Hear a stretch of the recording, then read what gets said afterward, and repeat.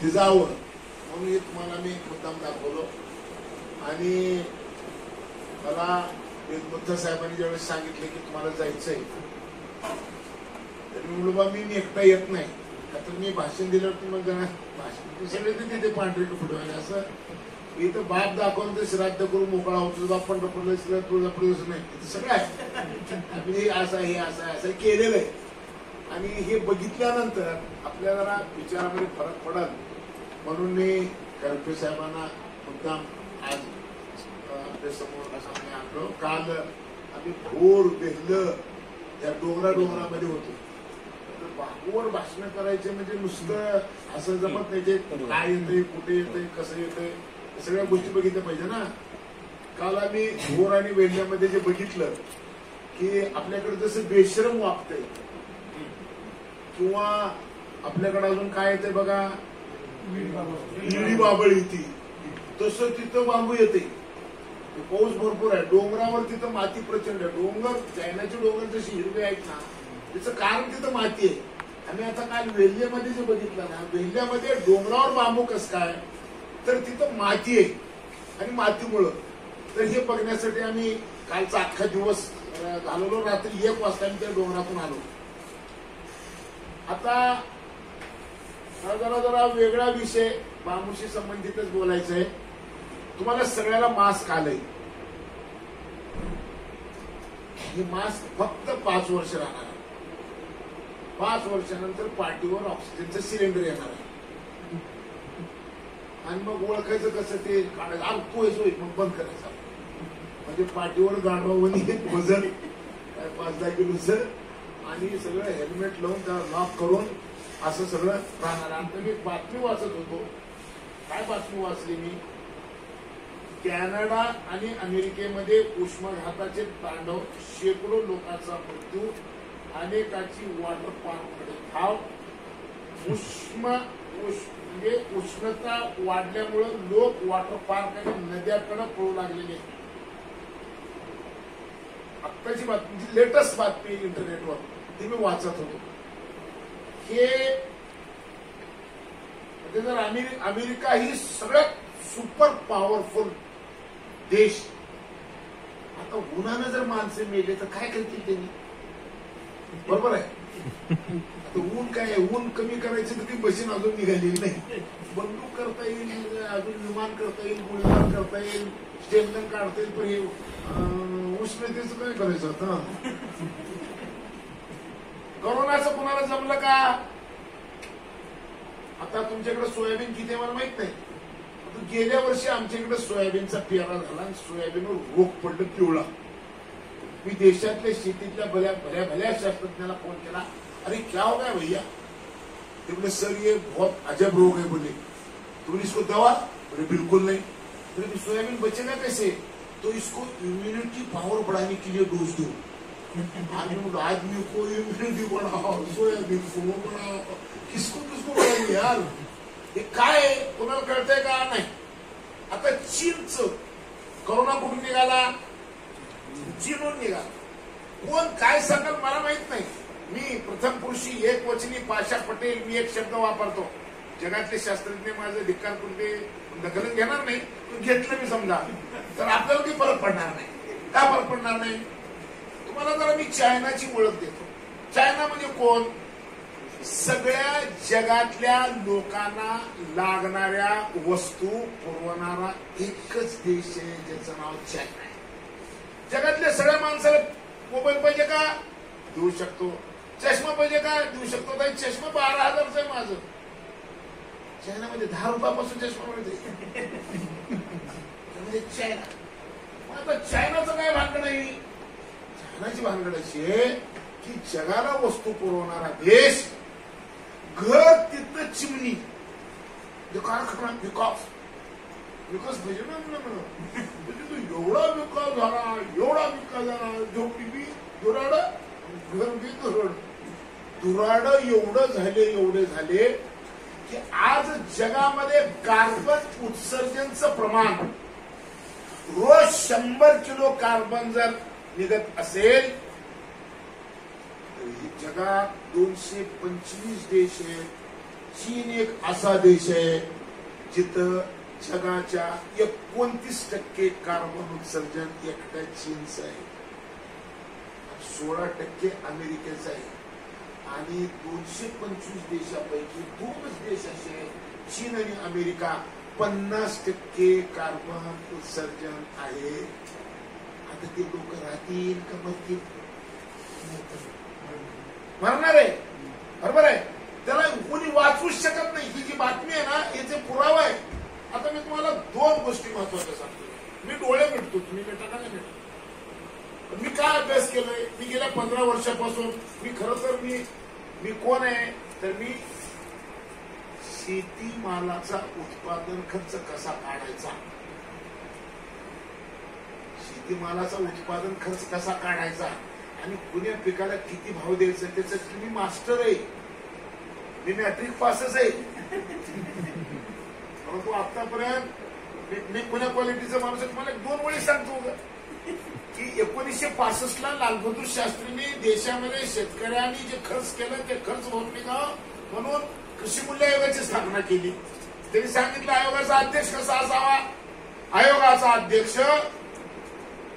25 वर्ष विद्यापीठाचा कृषी विद्यापीठाचा कुलगुरू असलेला माणूस कृषी मूल्य आयोगाचा अध्यक्ष असावा. रिसर्च ऍग्रिकल्चर मध्ये 25 वर्ष टीचिंग केलेला माणूस कृषी मूल्य आयोगाचा अध्यक्ष असावा किंवा कृषी अर्थशास्त्रात PhD असलेला माणूस कृषी मूल्य आयोगाचा अध्यक्ष असावा. आता मी तर मॅट्रिक पास, मला महाराष्ट्राच्या कृषी मूल्य आयोगाचा अध्यक्ष व्हायचं होतं. मी लय घोटाळे केले आणि अध्यक्ष झालोच. मी अध्यक्ष कसा झालो तर मी आमदार असताना 1100 किलोमीटर, मी आहे मुसलमान परंतु मी 2 दिंड्या काढल्या, शेतकरी वारकरी पायी दिंडी. काय एकदा लातूरून नागपूर 650 किलोमीटर आमदार असताना 24 दिवस पायी चाललो. कशाला? की राज्यामध्ये कृषी मूल्य आयोगाची स्थापना व्हायला पाहिजे आणि शेतीमालाचे दर ठरवायची पद्धत बदलली पाहिजे. याच्यासाठी मी दिंडी काढली. लोक मला म्हणायचे दिंडी पंढरपूरकडे जाती, तुझी दिंडी तर पंढरपूरकडून नागपूरकडे चालली आहे. एवढे मी मुसलमान आहे ना त्याच्यामुळे आम्ही उलट लिहितो म्हणलो, आमची दिंडी बी उलटी आहे. काय सांगणार होता? अरे इकडं अधिवेशन इकडे चालू रे बाबा. आता मी तुम्हाला गंमत सांगतो, मी अध्यक्ष कसा झालो. तुम्ही आहे दंगा करणारा आमदार होतो नाही. दंगा केला म्हणून तर पुन्हा आमदार झाले नाही. दंगा केल्यावर भाडे नाही कोण पवाराचं वेगळं, तुम्ही होता काय सर आमची मला अशी पाय मिळाली ना त्याच्यामुळे. तर मी अध्यक्ष कसा झालो की मी आमच्या सरकारच्या आधी मी एवढे दंगे केले की सगळे मंत्री मला म्हणायचे की झालं. मग सभागृहामध्ये आम्ही दंगा केला आणि म्हणजे आता राज्याला कृषी मूल्य आयोग करू म्हणून घोषणा केली. विखे पाटील कृषी मंत्री होते. केल्यानंतर ती फाईल शेवटी अधिकारी BDO तहसीलदारी मामुली नसताना मोठा खेळ आहे. कोणाची जिरवायची, कशी जिरवायची, किती जिरवायची सगळं ठरली त्याची. तर जेव्हा मंत्रालयात फाईल गेली, मंत्रालयात जेव्हा फाईल गेली तर ती शेतकऱ्याचं पोरगड्डी म्हणजे डेस्कचा जे ऑफिसर होता घाडगे नावाचा अधिकारी, त्याला म्हणलं साहेब, ते म्हणजे हो तुम्हाला तुमचं बाग पडो वाटतं. म्हणजे मला म्हणतो बाबा आता काय करा, आता मी तुमच्या काही जातीचा नाही गोताचा नाही परंतु हाय बोलतो जरा बघा जमलं तर तुमच्या लोकांचा फायदा करून घ्या माझ्याकडून. म्हणजे राव तुम्ही चेअरमन व्हायला पाहिजे. मला बी वाटतं आता डिग्री कुठून आणू, डिग्रीचं कसं करायचं. मी आयडिया आहे. काय आयडिया सांगा म्हणला. मी म्हणलो कर्नाटकात कृषी मूल्य आयोग स्थापन झाले ते मी आणतो. मंत्री म्हणाले घटना तयार करा. तुम्हाला म्हटलं का नाही, घटना तयार करा. मी सगळी घटना आणतो. अध्यक्षाची निवड कुलगुरू वगैरे असते का त्याच्याऐवजी शेतीतला तज्ञ माणूस म्हणून या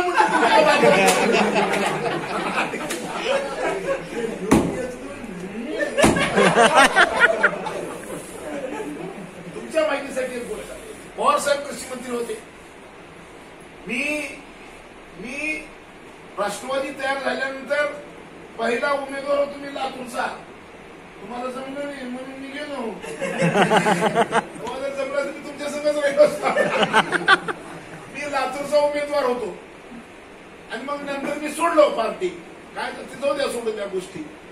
आणि मग मी पार्टी सोडल्यानंतर केंद्रामध्ये पवारसाहेब कृषी मंत्री झाले आणि मग मला डॉक्टर मनमोहन सिंगांनी अमेरिकेमध्ये 1 कोटी रुपये पगार असलेल्या माणसाला नोकरी सोडायला लावून दिल्लीमध्ये कृषी मूल्य आयोगाचा अध्यक्ष म्हणून बसवलं. ते माणूस माझ्या कॉलेजवर आलं, 2 दिवस थांबलं आणि त्यांनी मला सलाम केलं की बा तुम्ही असं असं असं वगैरे वगैरे. त्यांनी दिवशी मला रात्री फोन केला म्हणजे पवार साहब ने कमेटी बनाई है, बोले वो कमेटी में घुस जाओ तो तुम देश के किसानों को भला होगा. पवार की कमेटी में मैं कैसे घुसू यार, अब तुम देखो बोले वो मुझे नाही मालूम. काय अडचण आहे. मी गेलो. कमिटीचं नाव होतं, मला इंग्रजी येत नाही, पण 6 महिने पाठ केलं मी ते नाव. Committee to examine methodological issues in fixing minimum support prices. एक खासरा नाव पाठ केलं आणि पवार साहेबांचं काही करा आई शपथ म्हणा त्याच्यात जाऊ द्या.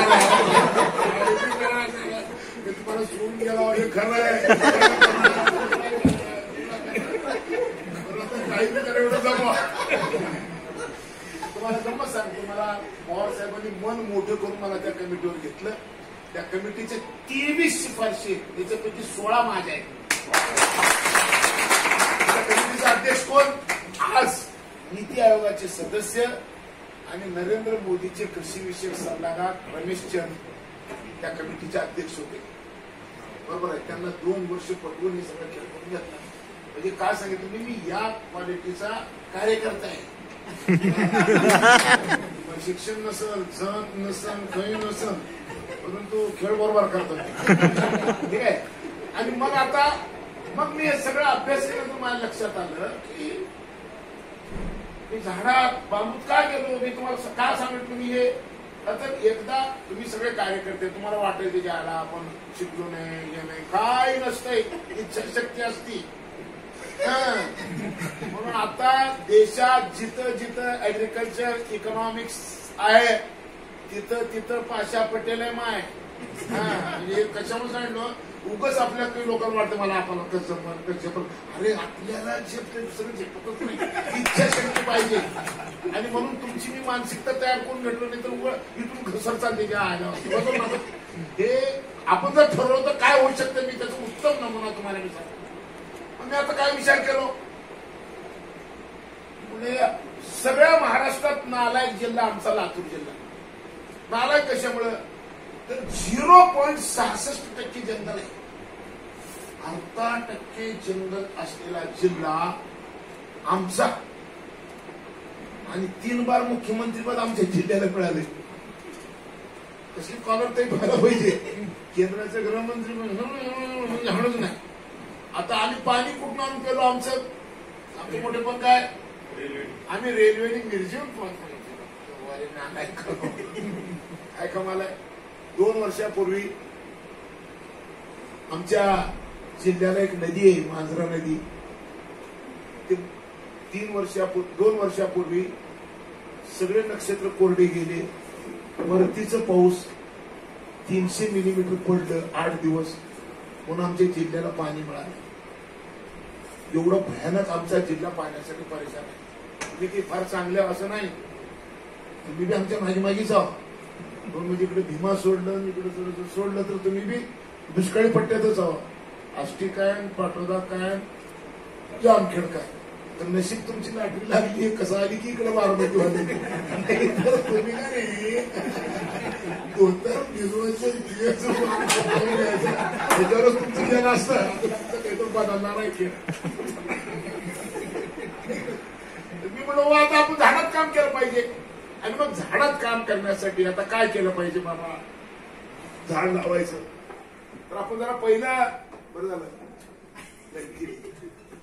झाड जरा तुम्ही सगळ्यांनी जरा समजून घ्या. आता विषय मी आता माझ्या मूळ भाषणाकडे आलो.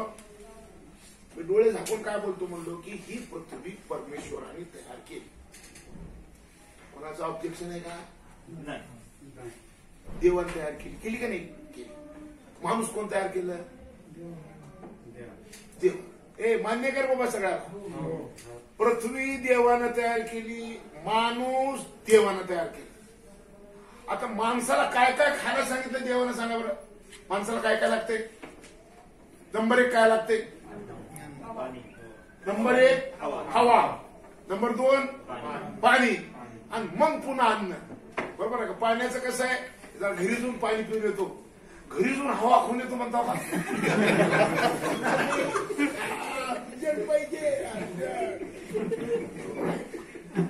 बघा काय सांगितलं आपल्या पूर्वजांनी, वन जीवन. वन हे जीवन आहे. तुम्ही घेतलं का कोण? नाही घेतलं. जल जीवन घेतलं का कोण? अजिबात नाही. हृदय आपल्याला समजून घ्यावं लागणार आहे. देवाला सुद्धा प्रश्न पडला. देव माणसाला काय सांगितलं? काय खायचं? ऑक्सिजन. सोडायचं काय? कार्बन. खायचं ऑक्सिजन आणि सोडायचं कार्बन. देवाला पुन्हा प्रश्न पडला, मना असा ऐकलो मी. देवाला काय प्रश्न पडला? 1 कोटी वर्ष जर पृथ्वी टिकली आणि एकेकाला 10, 15 लेकर झाली तर पृथ्वी कशाने मरण? कार्बननी. काय नाव आहे? अरे नाव काय तुझं? घनश्याम. काय करतो? Medical store. हा, म्हणून जरा डोकं चालू आहे तिचं. विटॅमिन लई खोलायला कधी तर एक घनश्यामनं बरोबर सांगितलं, ही पृथ्वी मरेल कार्बनने. देव मग देव काय केलं? अरे आता हे असं आपण तयार केलेलं एवढं चांगलं हे उध्वस्त होऊ द्यायचं नाही. देवाने एक आयडिया केली, झाड काढलं. घनश्याम, देवाने झाड काढलं. झाडाला म्हणलं, झाडा तू काय खायचं? कोणतं नाव का तुम्ही?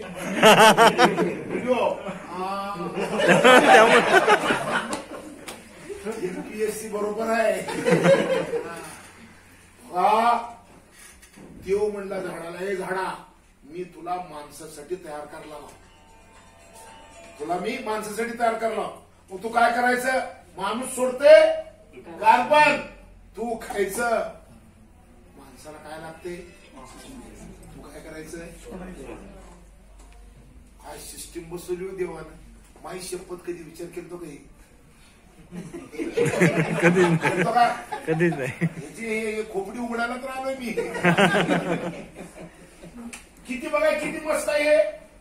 देवानी झाड माणसासाठी केलं आणि काय केलं? माणसाला सांगितलं, अरे ते झाडाला सांगितलं की माणूस आहे ना, याला वाचवासाठी तुला आणलोय मी. हे न सोडतंय कार्बन, तू खायचं. ह्याला लागतं ऑक्सिजन, ते तू द्यायचं. पृथ्वीवर पर्यावरणाचा समतोल कशामुळे होता? माणसाचं आणि झाडाचं किती रिलेशन आहे. ह्यानं सोडलेलं ह्यानं खाणार, ह्यानं सोडलेलं ह्याला खाणार, सगळं व्यवस्थित होतं. बिघडलं कुठं? 250 वर्षापूर्वी आपल्या पृथ्वीवर औद्योगिकरणाची सुरुवात झाली. 250 वर्षापूर्वी पहिलं इंधन फिरलं. सत्यानाशाला सुरुवात झाली. इंधन तयार केलं माणसातल्या देवानी, म्हणजे शास्त्रज्ञानी. माणसातले देव ना, शास्त्रज्ञानी इंधन तयार केलं. इंधन माणसाची सवत म्हणून आई. कशी? इंधन काय करलं? ऑक्सिजन खोललं, कार्बन सोडलं. ऑक्सिजन खोललं, कार्बन सोडलं. साडेसातीच की. पण इंधन एवढं बदमाश आहे. पाण्याच्या खाली बी आहे, पाण्याच्या वर बी आहे, हवेत बी आहे. आणि यान आता तर बंगळावर बी चाललंय. जिथं बघत तिथं घाण करणे ह्याचा एकमेव कार्यक्रम. ज्या दिवशी इंधनाचा शोध लागला त्या दिवशी पृथ्वीवर कार्बनचं प्रमाण काय होतं? कार्बनचं प्रमाण होतं 280 ppm. कार्बन कॉन्सन्ट्रेशन 280 ppm होतं. गेल्या वर्षी 412 होतं. या वर्षी 422 झालेलं आहे. जगातल्या शास्त्रज्ञाच्या समोर प्रश्न पडला, 250 वर्षामध्ये 280 ppmचं 412 झालं आणि एका वर्षात 412चं 422 झालं. कशामुळे? काय शोध लागला? जगाचं फप्पूस कोणाला मानते तो? वा, अमेझॉनच्या जंगलाला जगाचं फप्पूस म्हणतात. जगाला लागणारा ऑक्सिजन किती टक्के देते अमेझॉन? 20%. एक जंगल जगाला जे ऑक्सिजन लागतं त्याच्या 20% ऑक्सिजन इतकं अमेझॉनचं जंगल देतं. अमेझॉनचं क्षेत्रफळ किती आहे जगामध्ये? जर अमेझॉनला देश म्हणून जर मान्यता असती तर भौगोलिक क्षेत्रफळाचा विचार करता अमेझॉनचं क्षेत्रफळ 9 नंबरच्या देशाचं आहे. आमच्यातल्या काही हरामखोर लोकांनी डुकरासाठी आणि शेळ्यासाठी सोयाबीन पेरायच्या नादात अमेझॉनचं जंगल जाळून टाकलं. आता 12 झालंय. पृथ्वीवर कार्बनचं प्रमाण किती असावं? 350 ppm. 350 ppm कार्बन कॉन्सन्ट्रेशन जर असेल तर पृथ्वीवर जीवजंतू सुरक्षित. आणि 450 ज्या दिवशी झालं त्या दिवशी माणसाच्या विनाशाला सुरुवात. 22 झाले. मास्क आले. त्याच्यात तहसीलदार बी गेले, कलेक्टर बी गेले, बंदी बी गेला आणि चपराशी बी गेले. बरोबर आहे. त्याच्यात कोण वाचलं का? काय इंजेक्शन द्यायचं हेच कळ. इंजेक्शनच मेले लोक. कसं आपलं काय 7.5 झाली. सत्यानाश. अजून किती जण वाचणार माहित नाही. तिसरी लाट कवायणार आहे म्हणून तरी भिवून आहे. बरोबर ना? तुम्ही सगळे लावला म्हणून मी तुम्ही जर लावा तर मी काढला नाही तर काय भीती वाटलेली. तर आता मला सांगा कुठं आलं आता हे सगळं? माणसाचं आणि झाडाचं रिलेशनवर आलं. ठीक आहे. आता झाडाचं आणि माणसाचं आता काय चालू आहे सांगा बरं. द्वंद्व चालू आहे. आईची शपथ घेऊन सांगा आपल्या शेतात झाड राहावं असं कोणाला वाटतंय? शेतकऱ्याला नाही वाटत. माणूस दुश्मन झाले झाडाचं. दिसलं झाड की हन, दिसलं झाड की हन. मग झाड बी म्हणलेले दिसलं माणूस की हन. झाडाची जिरलो आता झाड तुमची जिरलो. बरोबर आहे का?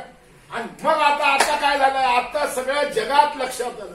परवा मी एक युनायटेड नेशन ऑर्गनायझेशनचे जे एन्व्हायरमेंट डिपार्टमेंटचे डॉक्टर मोईली नावाचे ग्रस्त आहेत त्यांनी सांगितलं 30% पृथ्वी हिरवी केल्याशिवाय माणूस जात वाचणार नाही. 30%. आता तुम्ही बहुसंख्य तर हिंदू जाऊ की एकटाच मुसलमान आहे इथं. एखाद्या असं कोणतरी हिरवाड नाही कोण नाही. आमच्या धर्मात वड नाही पिंपळ नाही. कोणाला बी तोडतो कोणाला बी जपतो. तुम्ही सगळे हिंदू आहो. हिंदू न तुमच्या धर्मात देव कोण आहे? वड पिंपळ तुळस उंबर तशी लई आली आहे. होलसेल मध्ये कोण कोण? वड पिंपळ आणि तुळस. बरोबर आहे. हिंदू मावल्या वर्षातून एकदा काय सिंबॉलिक आहे?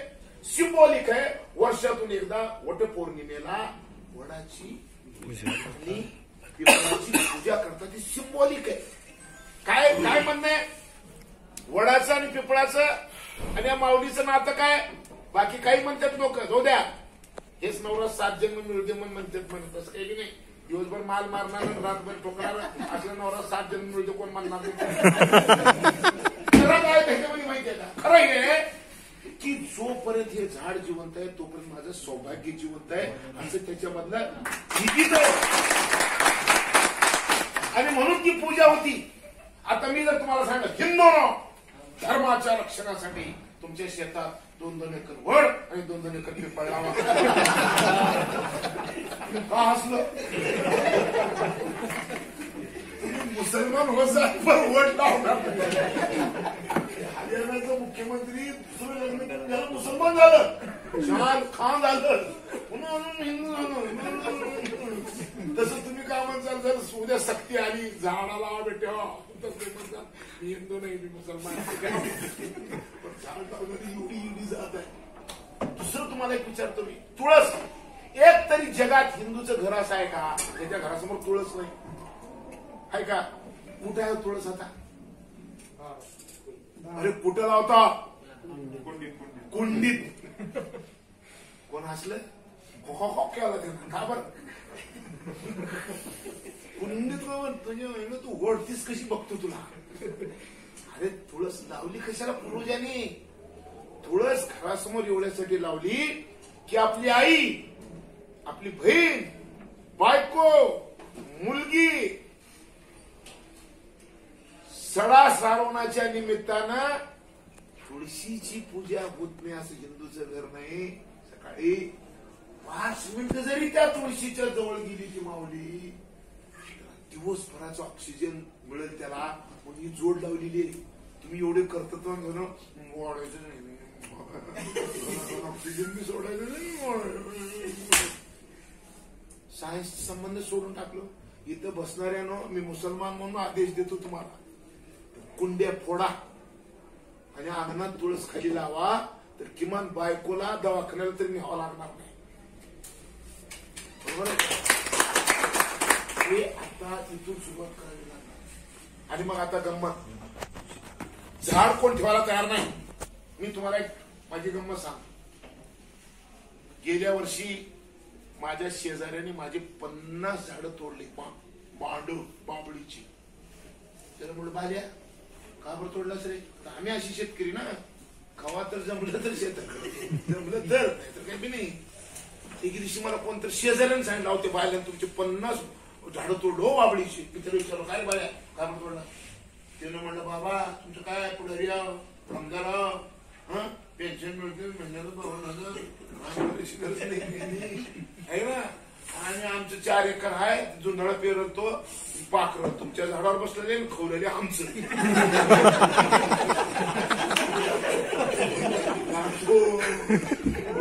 त्या नालायकाला कसं सांग, आम्ही तुझं लेकरूच वाचणार नाही भाड्या. आता झाड कोणचं लावायची? झाड कोणचं लावायचं? पण मी येडा झालो. मी नालायक माणूस आहे. एक विषय जर घेतला तर आज जे 9,000 रुपये सोयाबीनला आहे ना, 3 वर्ष सोयाबीनसाठी म्हणजे 2 दिंड्या काढल्या आणि अभ्यास केला आणि पार पंतप्रधान. आपण बघायची का कॅसेट दाखवतो, बघायचं सर प्रोजेक्टवर पंतप्रधानाला कसा भांडलो. मोदीला, दुसऱ्याला नाही, मोदीला बघितल्यावर ऐकलं का त्यांना 11 मिनिट कसं छापाछापी केल्या. जर बघायचं असेल तर माझ्या मोबाईल बघायचं दाखवतो तुम्हाला. असं मी भांडण केलं आणि ती खेळ करून घेतलेलं आहे. मी ज्यावेळेस विचार केलो की आता ह्याच्यातून ही पृथ्वी वाचवायची कशी, ही येडी जात तर झाड ठेवायला तयार नाही. काही शेतकऱ्यांना विचारलं पाहिजे, का बरं रे झाडं का बरं ठेवणार? ओढायची तर ठेवा. एक गाव असा 100% हिंदू, एक मुसलमानाचं घर नाही. मी गेला आरखोडी चौक म्हणलं तुम्ही तर सगळे हिंदू आहो की रे, ओढ बी दिसणार पिपळ बी दिसणार. आमच्या गावात नाही हो. पण आम्ही काय केलं, शेजारच्या गावाचे मुसलमान आणलो. त्याला म्हणलो तोड बी तूच, लेवजा बी तूच, अंजरा बी तूच. वारे हरामखोर म्हटलं हिंदू असली मुसलमानाच्या हाताने काटा काढून घेतो. मग विचारलो की काय ठेवतील तुम्ही? ओढ पिपळ का बरं नाही? मला काय सांगितलं माहितीये का? मला शेतकऱ्यांनी म्हणले साहेब ह्या झाडाचं इकन बी होईना आणि जाळायला बी येईना. इकन म्हणजे काय? शेती अवजार. काय रुमणं होईना, धिंड होईना, तिपून होईना, झू होईना, हळदी होईना, शिव दंडी होईना, आणि झाडं बी येत नाही. मग मला वाटलं की जर का समजा ह्यांना असं जर काही दिलं तरी काही बी लावत्यात. गांजा लावून नाही लावतात.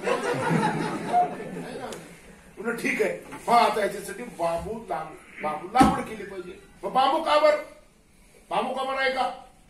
मला जे कळलं सांगतो.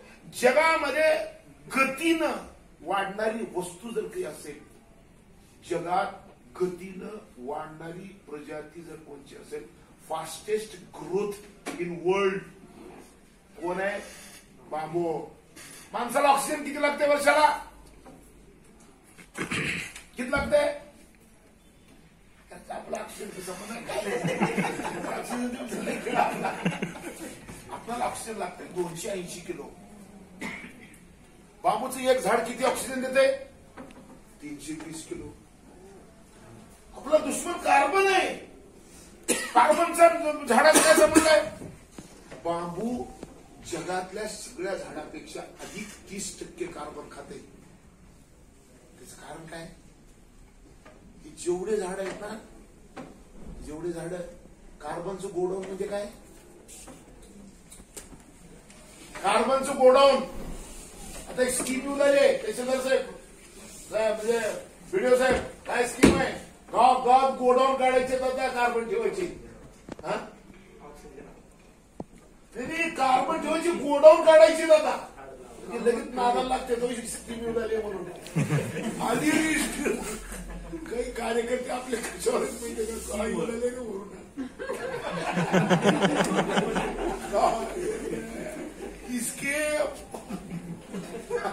स्कीम येणार आहे.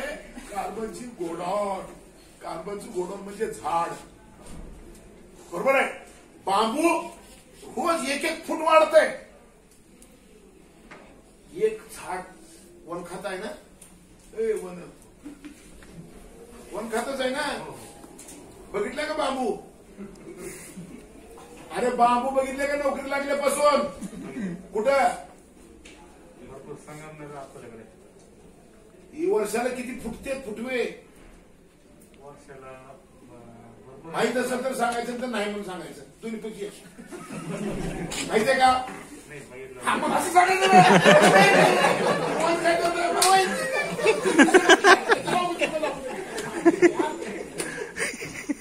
कुठं बोलायचं नाही. बरोबर आहे. मी कुठं बोलतो मला जे माहित नाही ते माहित नाही म्हणतो मी. बांबू वर्षाला 10-15 फुटवे फुटतात. झाड, लिंबाचं झाड, आंब्याचं झाड एकदा तोडलं की मिळालं. बांबूचं तसं नाही.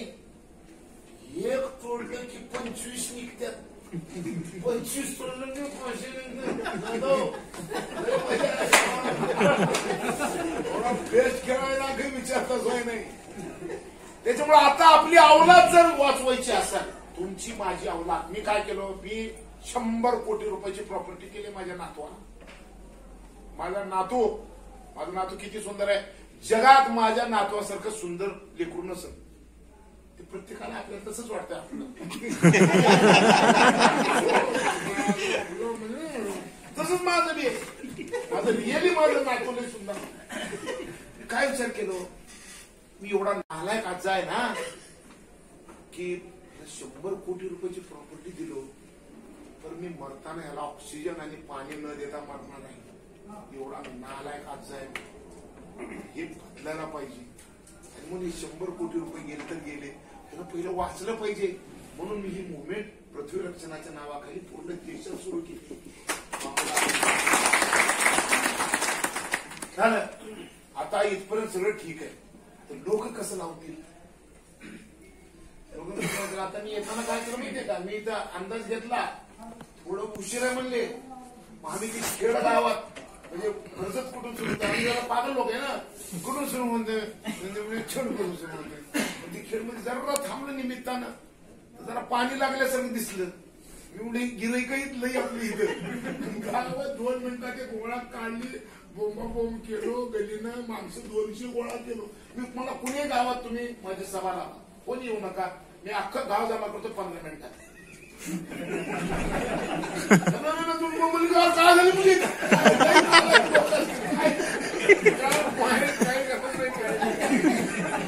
आम्ही कर्जतमध्ये गोंधळ केला. 200 माणसं जमले आणि मग म्हणून कुणाचं रान पाण्याने गेले.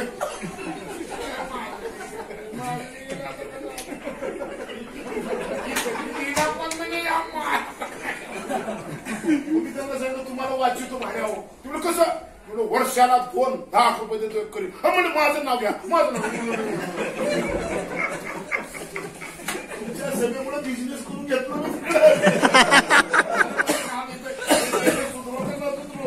गाव लागला आपल्या हाताला. तुमच्या मतदारसंघात लक्षात ठेवा.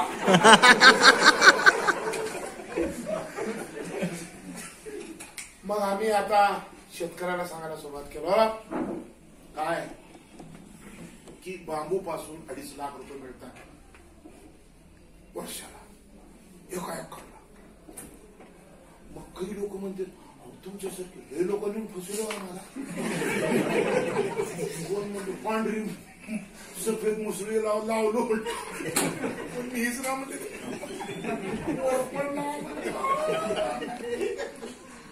आता इथं तुमच्या बारामती कडून लावा की नाही इंदापूर कडून काय लावा म्हणले ते पीठ संपलं.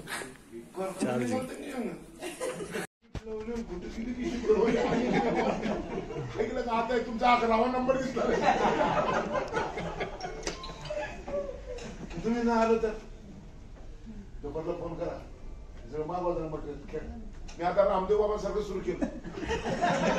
योग शिकवायचं आणि पुन्हा म्हणायचं सर दोखा तू ये खाव.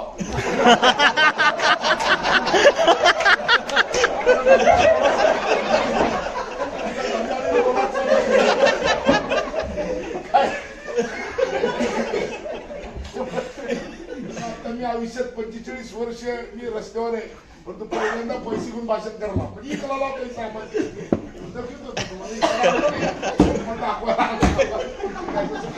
यावं लागेल. ठीक आहे. तर आता गंमत कशी आहे की बांबूचं असं होईल का हो? सफेद मुसळीसारखं होईल, चंदनासारखं होईल. त्याच्यानंतर ते अजून एक झाड लावले मिलिया डुबिया डुबियास आहे ते.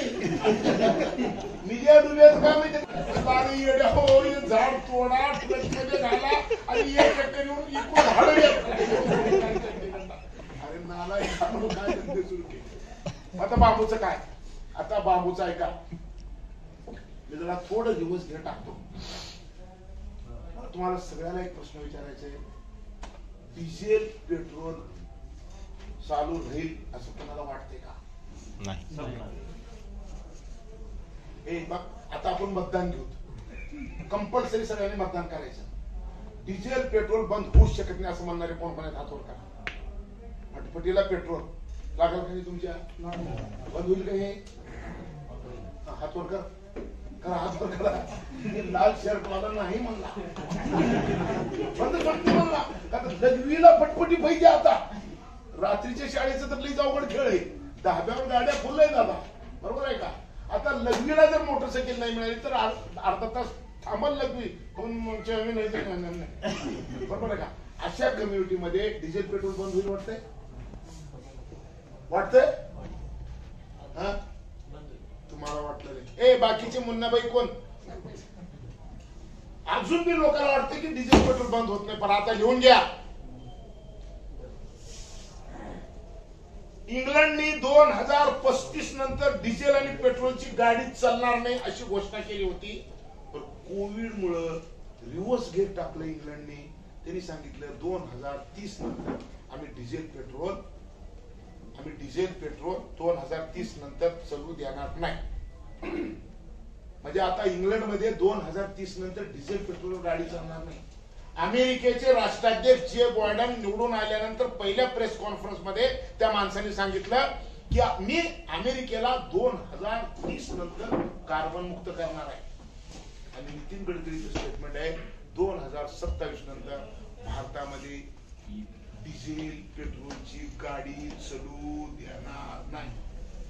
पर्यावरण दिनाच्या दिवशी या देशाच्या पंतप्रधानांनी एक घोषणा केली. काय घोषणा होती? आजपर्यंत आम्ही पेट्रोल मध्ये 5% इथेनॉल मिसळत होतो. आता आम्ही 20% इथेनॉल मिसळणार. आता 20% पेट्रोल मध्ये जर इथेनॉल मिसळायचं असेल 1,000 कोटी लिटर 1,000 कोटी लिटर इथेनॉल लागणार आहे. 2025 ला जर हेच पंतप्रधान राहिले ते काय म्हणतील? ते म्हणतील कि अब हमें 50% मिलाना है. 2027 ला म्हणतील अब हमको 100% इथेनॉल पे चलना है. आता इथेनॉल लागणार आहे. तुम्हाला एक सगळ्यात भयानक गोष्ट सांगतो. 2015 ला पॅरिस मध्ये जगातले सगळे पंतप्रधान, राष्ट्रपती, शास्त्रज्ञ, पत्रकार सगळे जमले. काय निर्णय केला? पृथ्वीवरचा कार्बनचं आणि तापमानाचा धोका पाहता मानव जात जर वाचवायची असेल तर 1 एक गोष्ट करणं गरजेचं आहे ती म्हणजे कोल बेस्ड थर्मल पॉवर बंद करायची आहे. कोळशापासून वीज निर्मिती करण्याची जे संचय जगातले ते टप्प्याटप्प्यानं बंद करायचे. का? डिझेल जाळणं, कोळसा जाळणं आणि पेट्रोल जाळणं म्हणजे काय? जमिनीच्या पोटामध्ये डिझेल, पेट्रोल, कोळशाच्या रूपानं जे कार्बन शांत झोपलेलं आहे ते उकरायचं म्हणजे वर पुन्हा आणि माझं घ्या म्हणून पहिलंच झालंय भरपूर. ह्याच्यानंच राहता का मरता कळणार गेले आणि अधिक चालणार ही 7.5 बंद करा. म्हणजे जगातल्या शास्त्रज्ञांनी सांगितलं आता हे करायचं नाही. सगळ्यात जास्त डेंजर कोळसा, त्याच्यानंतर पेट्रोल. 1 लिटर पेट्रोल जर जळालं तर कार्बन किती तयार होतं माहिती तुम्हाला? 1 लिटर पेट्रोल जळालं 3 किलो कार्बन तयार होत आहे. म्हणून पेट्रोल जाळायचं बंद करायचंय, म्हणून डिझेल जाळायचं बंद करायचंय आणि म्हणून कोळसा जाळायचं बंद करायचंय. मग आता बांबूचं ह्या तिन्ही गोष्टीचा संबंध काय? 3 गोष्टीचा संबंध काय? इथेनॉल. बांबूपासून इथेनॉल बनते का? नाही बनतंय. लिहून लावायला सांगितलं. 7 पैकी बल्कोवा, टुल्डा, मानगा, मानवेल, ऍस्पर, वल्गेरिस ग्रीन. काही लिहून घ्यायची गरज नाही. नाव सांगितलं म्हणून सांगितलं तुला. ऐकलंस का?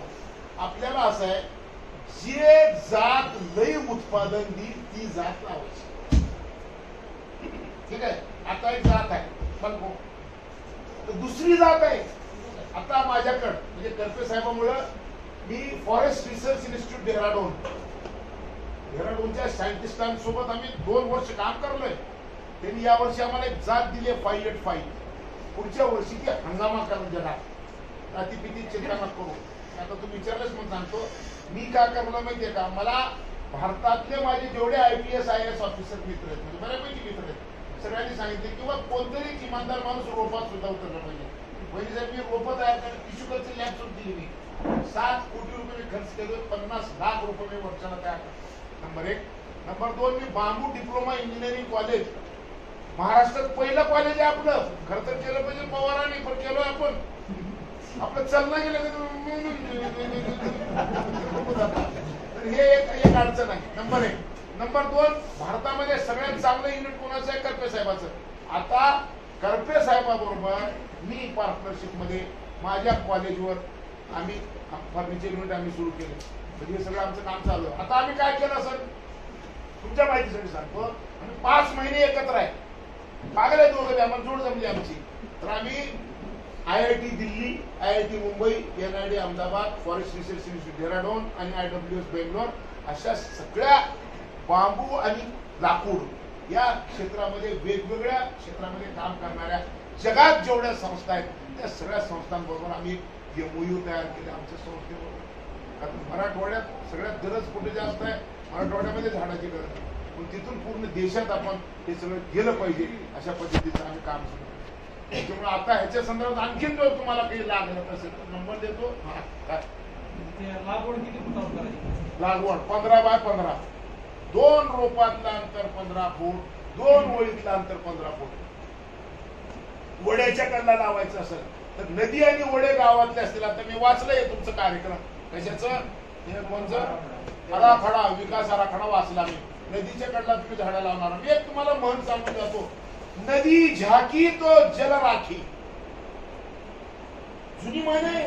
नदी झाकी तो जल राखी म्हणजे काय? नदीच्या कडला झाड राहिल्याशिवाय नद्या होऊच शकत नाही. तुम्हाला एक सगळ्यात शॉकिंग न्यूज सांगतो. नर्मदा नदी वळलेली आहे. नर्मदा आणि नर्मदा नदी ज्या दिवशी वाळायला सुरुवात झाली जेव्हा शिवराज सिंग चौहान मुख्यमंत्री त्यांच्या लक्षात आलं त्यांनी देशातले 3 माणसं एकत्र केले. देशामध्ये ज्याला पाणी कळती, माती कळतं, झाड कळतं ते 30 लोकांना त्यांनी महिनाभर घेऊन फिरले. त्या 30 मध्ये माझे नंबर होता. अहिल्याबाई होळकरांची जी राजधानी आहे काय नाव ते?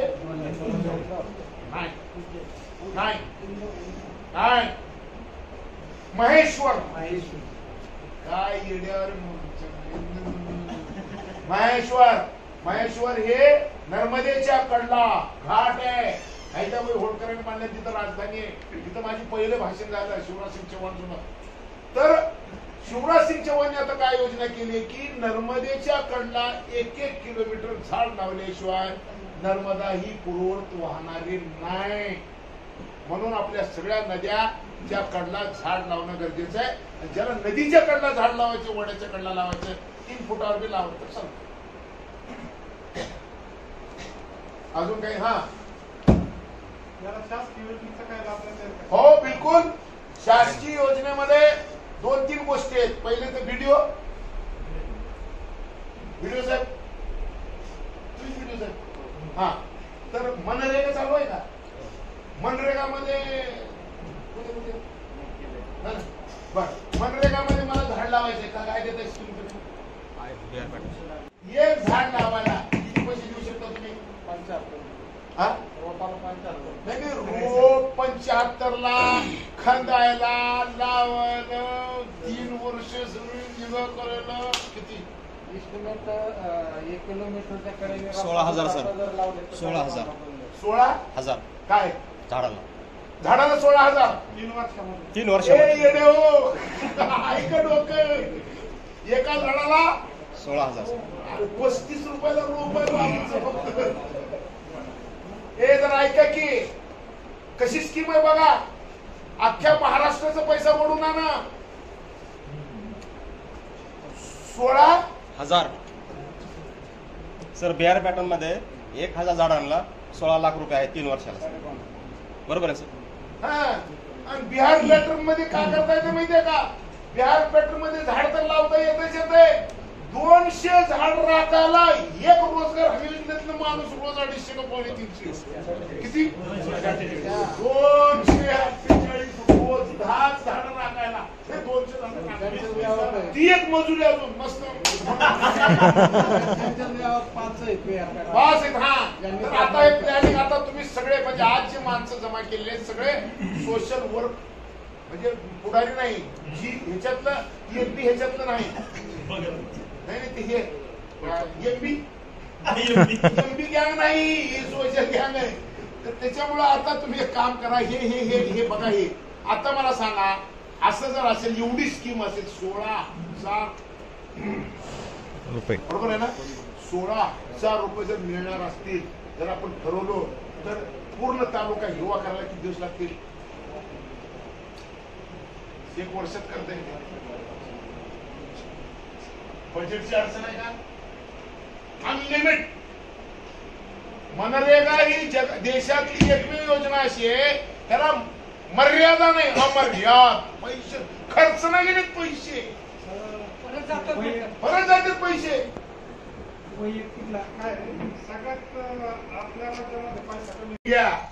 नुमालीगड गावचं नाव नुमालीगड. कुठल्या प्रदेशात? आसाम मध्ये. एक रिफायनरीचं काम चालू आहे. त्याच्या एमडीचं नाव आहे भास्कर फुकन. IAS आहे भास्कर फुकन. ऑगस्ट 22 ला बांबू पासून इथेनॉल बनवायची 7 कोटी लिटरची रिफायनरी सुरू होत आहे. 5 लाख टन बांबू लागणार आहे. नंबर 1 चमत्कार. म्हणजे आता बांबू पासून इथेनॉल 2,000 रुपये टन कुणाला देणार आहे? शेतकऱ्याला. 750 रुपये कशाला देणार आहे? बांबू क्रेशिंगला. 450 रुपये कशाला देणार आहे? वाहतुकीला. एवढे पैसे खर्च करून इथेनॉल पहिली इंडस्ट्री नुमालीगडला भारत सरकार आणि काय म्हणतो सुरू लागलेली. नंबर 1 म्हणजे बांबू पासून इथेनॉल, बांबू पासून CNG, आता थर्मल.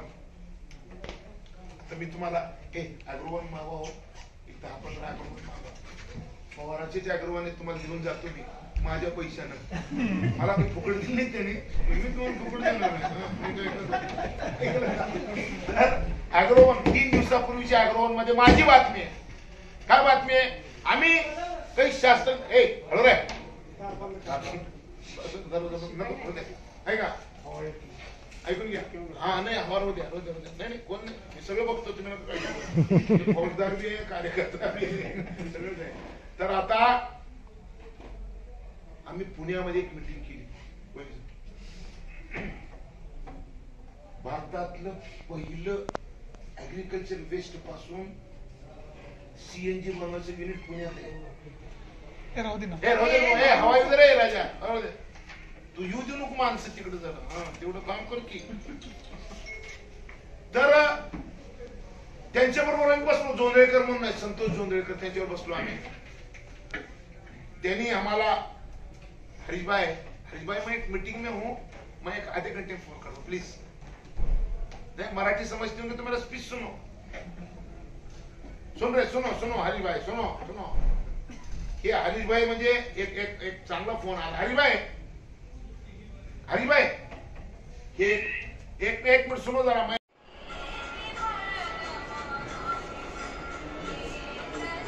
आमच्याकडे बंद पडलेलं साखर कारखाना आहे, जयजीवान जे किसान म्हणून. तिचे चेअरमन आलते. आता मोठा माणूस आला, कारखाना बंद करायचं. मी त्यांना असले एक भेट दिलो. घरी गेल्यानंतर कळले की त्यांच्या बायकोचा वाढदिवस होता. ते मॅडम म्हणले, मग आज वाढदिवसाला काय आणले, तर त्यांच्या लक्षात आलं हे दिले तुझ्यासाठी. त्याच्यापेक्षा जरा मोठं आहे, ते मोठं होतं. काय तर म्हणजे हे सकाळी आरती करतेस तू, मोबाईलचं पाणी येऊन आले आवाज. तिने काय म्हणावं मॅडमनी, माझ्या आयुष्यात पहिल्यांदा तुम्ही मनापासून एवढं चांगलं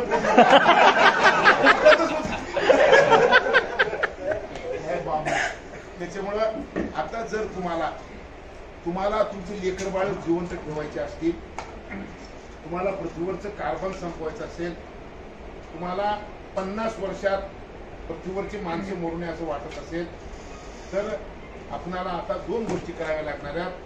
ते म्हणजे काय, आपल्याला झाडं बी लावावं लागणार आहे आणि शेतकऱ्याचं उत्पन्न बी वाढवावं लागणार आहे.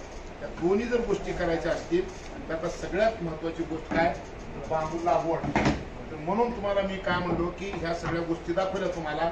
आता ज्यांना कोणाला हे आता जेवढं सांगायचं होतं का, तर अजून भूक लागली ना आपल्याला, तुम्हाला बी लागली असेल. ते कसं म्हणलं बघा, त्याचा काय माझा ऐकून येळभर बी चाललं असतं, हे 5 वाजेपर्यंत बी चाललेलं असतं मी तुम्हाला. तर मला डायबिटीज आहे, मलाच लागली भूक. त्याच्यामुळं का आपण हे खाऊत म्हणजे थांबूच आणि मग पुन्हा बघूच आपण जगता काय आहे का जेवायची सोय पूर्वी आहे का ती सोय. कार्यक्रम बऱ्याच ठिकाणी असं होते, कार्यक्रम मला भरती ना बापू. तर तुम्हाला सगळ्याला माझी विनंती आहे की तुम्ही या क्षेत्रामध्ये जावा. वहिनी साहेब आमची इच्छा काय माहितीये का, मी देशमुख साहेबांना काय सांगितलं की मी एकटा येत नाही, मी कल्पना घेऊन येतो. आता टेक्निकल माणूस असला पाहिजे, मग टेक्निकल माणूस घेऊन आलोय. मुद्दा आजचे हे सगळे कार्यक्रम आमचे उपायुक्त बरोबर तुमचे भोकी आहेत का, हा ना हा काय तर तुमच्या भावकीने हे सगळे खेळ केला. मी कमिशनर ऑफिस मध्ये मी आता काय बोललो, मी 4 तास बोललो होतो कमिशनर ऑफिस मध्ये. सगळे समोर IAS IPS 5 IAS IPS लोक, आणि जेवढे शिकले जास्त असले तेवढं माझ्या अंगात संचार काय. आणि काय मला तुमच्याकडे बघून ते होते जरा काही आपल्याकडे. तर मी पहिल्यांदा सगळ्या अधिकाऱ्यांना म्हणलो, दोन भाषण शिकवतो तुम्ही, हे करा ते करा तुम्ही. मी सगळ्या अधिकाऱ्यांना सांगितलं, सगळ्या जिल्ह्यातले commissioner, additional commissioner, CO, deputy CO सगळे होते. म्हणजे तुमच्यापैकी कोण लावणार आहे. तर पहिला हात कोण वर केलं तर माहितीये का, वेदमुक्ताने पहिला हात, आणि मग सगळ्या अधिकाऱ्यांनी हात वर केलं. एकच माणूस हात वर केले, त्याला म्हणलं का नाही, त्यानं म्हणलं माझ्याकडे जमीन ज्याच्याकडे जमीन आहे ते सगळ्यांनी लावतो. म्हणजे तर आता माडा तालुका कुठे कोणतं गाव आहे, मोडली